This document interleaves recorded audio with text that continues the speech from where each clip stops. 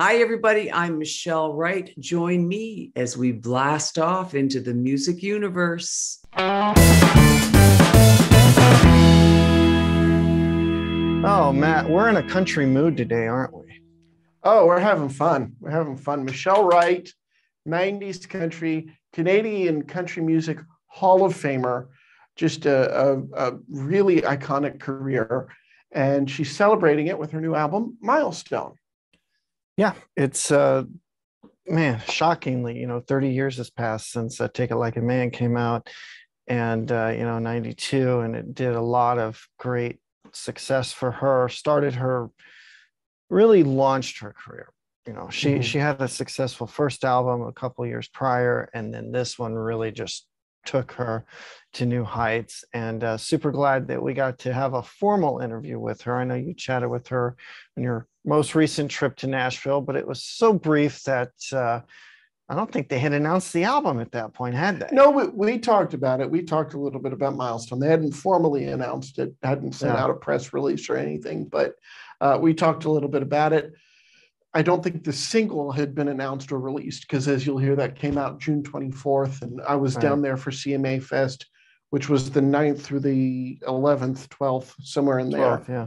Yeah. So yeah, really, really cool things developing from that project. And as you'll hear her say, and as we talked about at the CMA Fest, that she re-recorded her biggest hit, Take It Like a Man, for Milestone to celebrate the 30th anniversary of that song. Canadian Country Music Hall of Famer Michelle Wright, welcome to the Music Universe podcast. How are you? I'm great. Thank you for having me. Oh, it's an absolute joy to have you. Loved your music since Take It Like a Man came out in 93, I guess. So we got a new album you've got coming out. Tell us about it. Well, the album came out in 1992 with Take It Like a Man on it. So this year we are celebrating with the release of my new album, Milestone. We are celebrating the 30th anniversary of the release of that album that changed my life. So very excited to be sharing new music with everybody. And Milestone comes out August 26th. August 26th. Awesome. Yeah, and Now and Then, actually, like you said, 92, and it's double platinum by the RIAA. Yes, yeah, yep.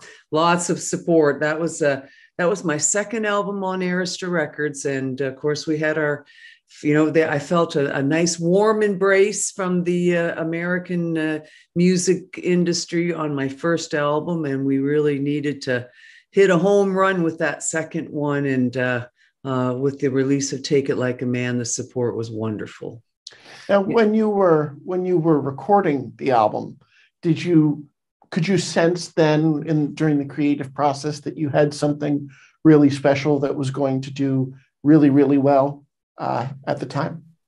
Gosh, I don't know if I will. Let me just share something with you that I remember logging in my mind. After we recorded the track for Take It Like a Man, we were sitting in the master room after. I'm trying to think of the name of right in the room where the board is. After the guys came out of the booths, and we all gathered in the main room there to listen to the playback.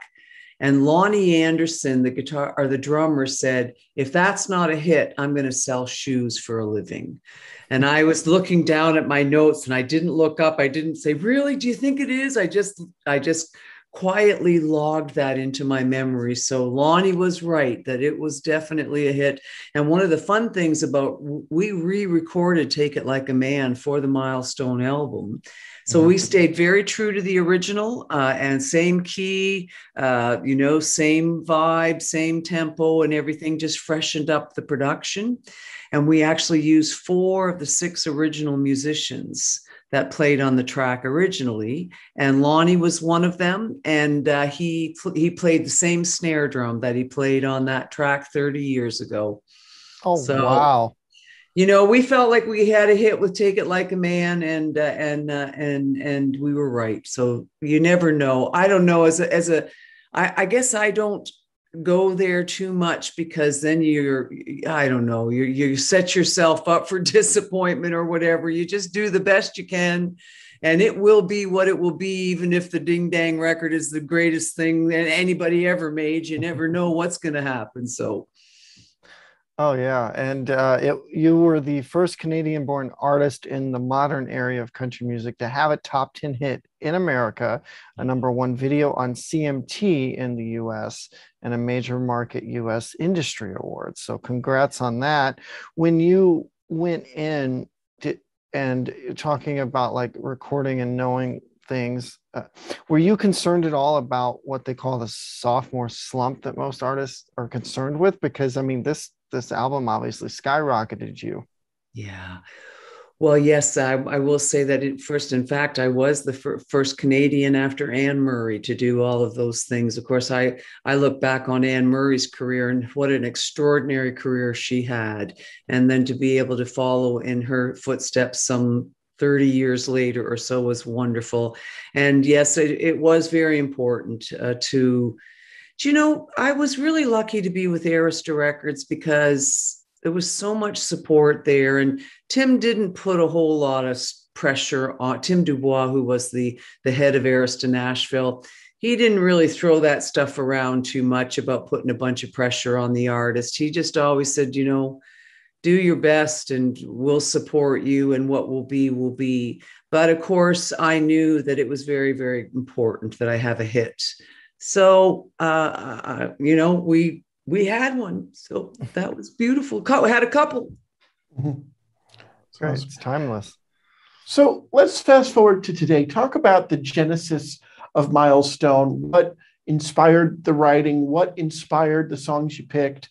What inspired tying it back to the 30th anniversary of Now and Then and Take It Like a Man, and making this album a celebration of your career? Yeah. Well, it sort of just came. I'd started working on a record to release like in around 2000. I started in 2019 working on a record to release in 2000. And then COVID hit. And of course, all of us sort of had to stop in our tracks and figure out what we're going to do with, music plans that we had. And so we sort of just stopped because I wasn't sure how I was going to record. Where was I going to go sing? Couldn't go into the studio, as we all know, So we paused. And then when we started feeling things lift a little bit and seeing that producers and musicians were coming up with ways of recording remotely and making all that music happen, regardless of whether we were all together in a room in a studio. And so my manager and I got talking, and then the next thing we knew, we were like, oh my gosh, 2022 is the 30th anniversary of Take It Like a Man. And we were just like, we have to do something.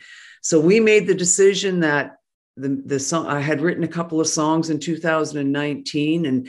And so we're going to review all the things I'd been writing and just the music that I was looking for the project that we thought we'd be putting out in about 2000. And, before we knew it, we had an album that we felt enough music that we felt that we could go into the studio and we could meet that deadline to celebrate the 30th anniversary of the release of Take It Like a Man. And so then we got recording a bunch of music, and then we got talking about what the record title should be. And I said, well, this is quite a milestone in my career, so I wonder what we'll call the record. And my manager and I were just like, oh, how about Milestone? Let's call the record Milestone. So it just all unfolded really organically. And I had a lot of these songs, actually, few of them I've had for over 20 years that I held on to, waiting for the right time. And this was the right time. Yeah, and I've recorded several records, but the record is very sort of R&B, Motown, soul country. I don't know how else to say it. I mean, if you listen to all my records, there's an element of that because I was raised across the border from Detroit, and my parents were country music singers and performers. So I was raised on the greats of country music, and I listened to a lot of Motown. And I knew that someday I'd want to make a record that really embraced those two influences. And so I had a few songs that I'd written, a few songs I'd held on from other writers, and again, some of them I've been holding on for 20 years to them. So we finally recorded them. Wow. And that's what amazes me about just music in general. Like it can be 20, 30, however many years old, and you could put it out and it's fresh to everybody, including the artist sometimes. And I have to share something. I absolutely. And so Delbert McClinton put out a song in 1989 called I'm With You. And it is so cool. I love the minute I saw the video on CMT and I loved the song. And I was just like, oh my gosh, if someday I can record that song, I'm going to record that song. And here I am, recorded that song. It's on this record. And that literally, I heard it in 1989. And I was like, someday I'm going to record that song from a woman's point of view, although it's exactly the same lyric and everything, but it's perfect for a woman too to sing. And so here it is in 2022, it's on my record. So that's an example of a song that I loved that I always wanted to record. Wow, that's awesome. Yeah. And then Small Town is a new single. It just came out on June 24th. It was written by yourself and Rick Farrell, and I hope I say the last name right, Danielle Boujard. Good for you, because she's a Canadian with a beautiful French last name, and even I mess it up every now and then. You did perfect. Oh, yeah, Danielle is an up and coming Canadian artist and a brilliant songwriter, and Rick is an American a songwriter, and Danielle and I had met at a party a couple of weeks before getting together, and she said we need to get together and write, and I said absolutely, let's do that. So she said, hey, do you want to jump in on this session that I've got set up with Rick? And I said, sure, let's do it. So a couple of weeks later, I showed up and we were hanging out, and she was asking me questions about my career because she's an up and comer now. And I've, got a few decades under my belt. And she was like, so tell me some fun things. And I said, well, I've sang at the World Series, and I did the Jay Leno show, and I've traveled around the world, and it's just been a wonderful journey. And I just wish you all the best, Danielle. And she said, that's what we need to write about today. And I said, no, not going to write about me and myself. That's just not something I'm going to write about right now. And she said, yeah, we're going to write that. Let's write that. And we were joking back and forth. I was like, no, Danielle, I'm not going to write about me.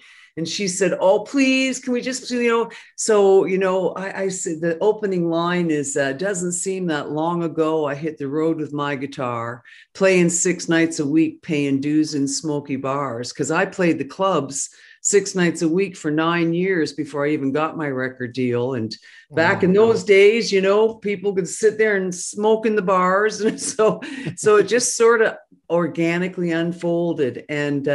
And then we went in the studio to do the demo. And I said, this has got to have a Motown feel to it. And so we laid down a real cool Motown groove, and the song just came together. And I'm so proud of it. And I'm so happy that Danielle said, let's record it. I'm a small town girl. I'm a farmer's daughter from a town just across the Detroit border called Merlin, Ontario. It's a population of 500.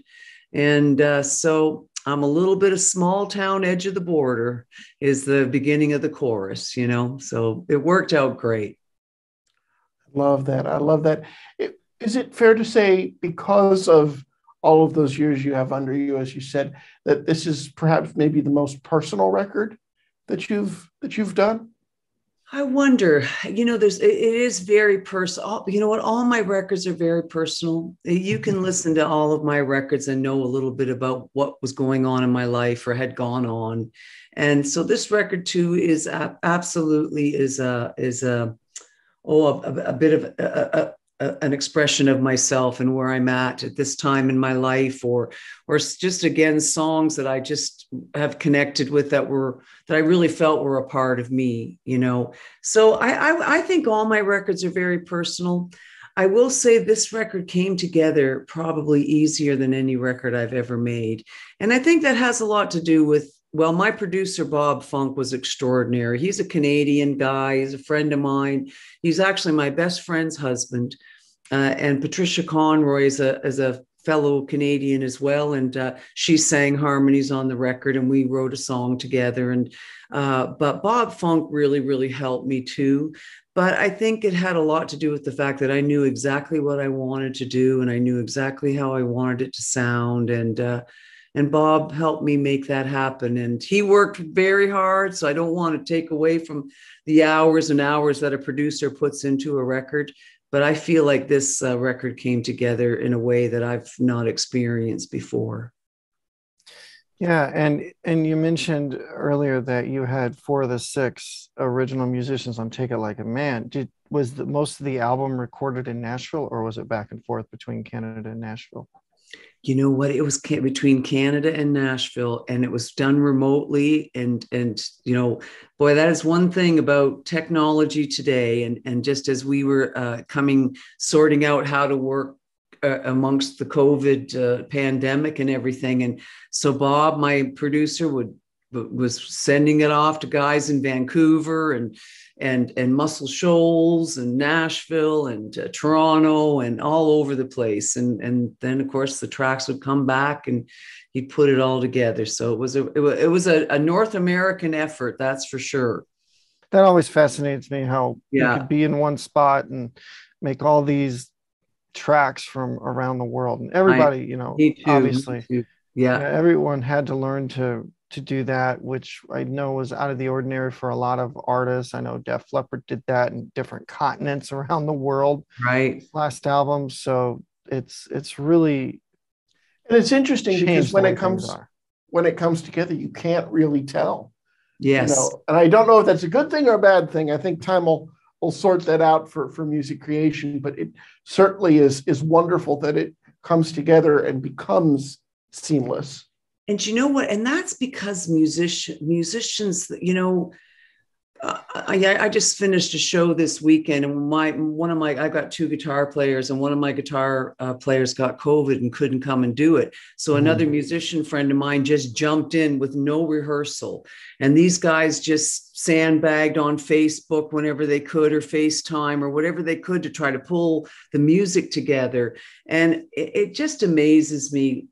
That speaks to the musicians out there, because you're right. They hear the stuff and they put their heart and their emotion into the track, and it comes together like magic. I feel like it is, and you can't tell that we weren't all in a room together, because the quality of the musicians that are out there that we work with it's just wonderful. Well, and I think you see that all the time in Nashville. I mean, unless I'm wrong, and forgive me if I am, when I saw you at the Palace for Country for a Cause, which we have info about on the site, you got up there, you were backed by a band, and I don't think you guys rehearsed. I mean, you had sound check, but I think it was just get up there and go. And it's incredible.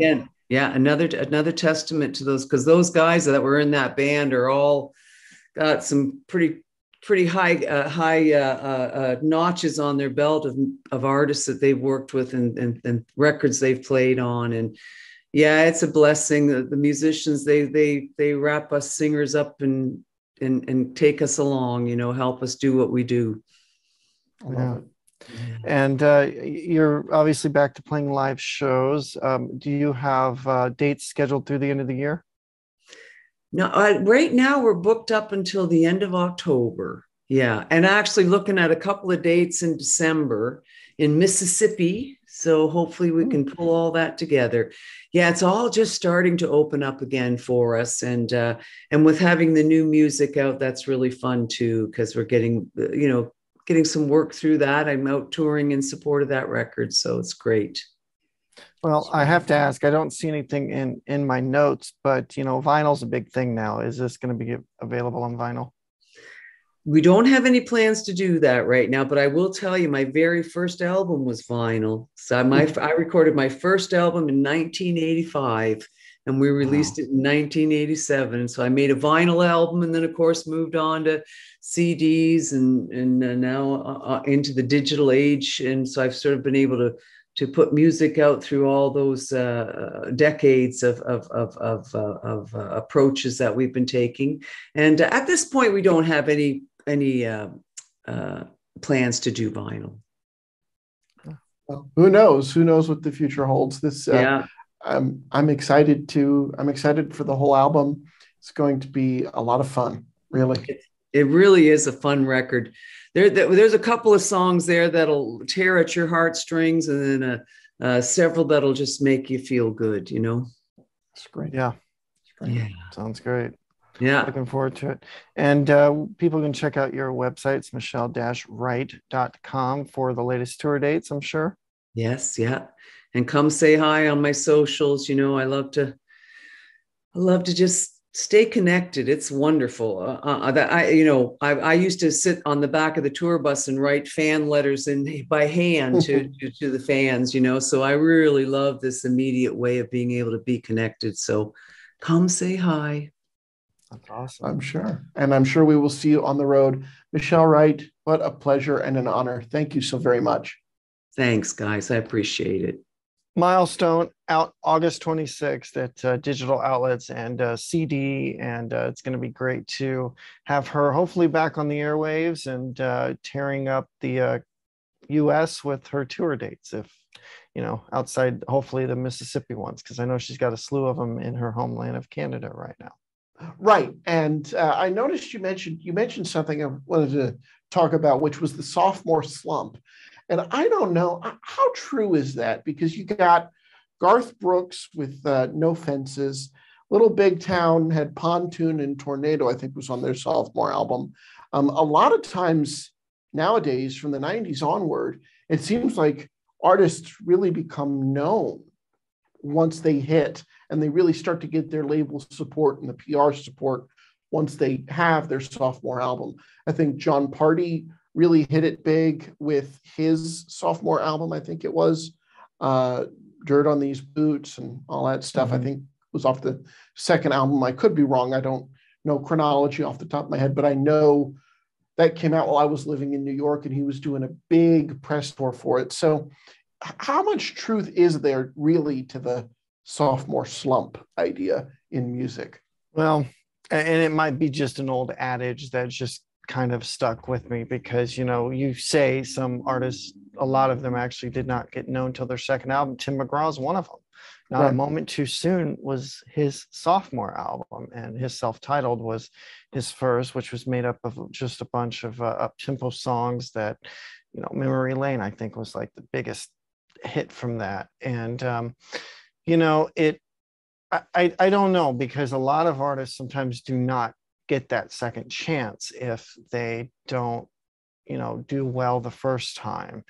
And you know, for example, Bon Jovi had 2 albums before their junior their junior album, whatever you want to call it, the third album, Slippery When Wet, really launched them into superstardom. So it really depends, but that's just a term, you know, I've heard throughout the years of the music industry, and it's there. I mean, you know, it's because I'm sure it's happened, and the irony is we can't think about it. We can't right. name any because they slumped and they disappeared. Well, a lot of it too is because let's take Sugarland, for example. You know, they were huge with their debut with Baby Girl. So now they have to follow it with an either equally impressive album or bigger album than the previous. So that's what that technically means, you know, that you release your debut album, you want to follow it with a strong or even stronger album than previously, because then that's where you kind of start to slump. And if your first album kind of stays off the radar,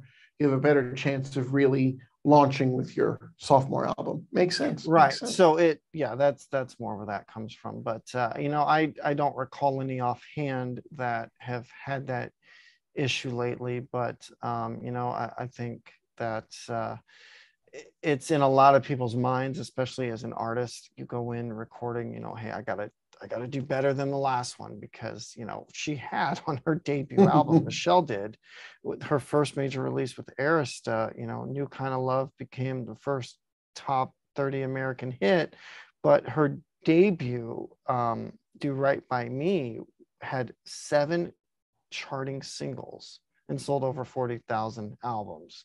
But it wasn't until her debut release in 90 with her self-titled that, you know, she became known to American audiences. So still impressive for a debut album to have 7 charting singles. Like, my gosh, that's a lot.